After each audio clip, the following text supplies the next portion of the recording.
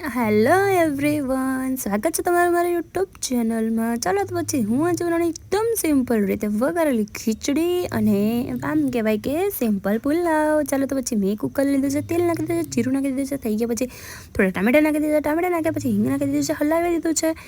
આજુ તે તેલ છૂટું પડ્યું એટલે પછી મેં અંદર નાખી છે સેજ હિંગ અને પછી નાખી દે છે બટેકા, ડુંગળી, વટાણા નાખીને અને પછી મેં એને બરોબર થવા દીધું છે. આ સતળાય એટલે પછી અંદર નાખી દીધું છે હળદર, મીઠું, મરચું, ધાણા જીરું નાખીને અને પછી મેં એને બરાબર હલાવીને પાણી નાખીને અને ઉકળવા દીધું છે. ઉકળી ગયા પછી ચોખા અને મગની દાળ નાખી દીધું છે અને પછી મેં કુકર કરી દીધું છે બંધ. અને ચલો તો પછી અમે અને અમારી ફેમિલી વઘારેલી ખીચડીનો આનંદ લઈએ. ત્યાં સુધી તમે મારી ચેનલમાં નવા હોય તો ચેનલને સબસ્ક્રાઈબ કરજો. વિડીયો ગમે તો લાઈક શેર કરવાનું ભૂલતા નહીં.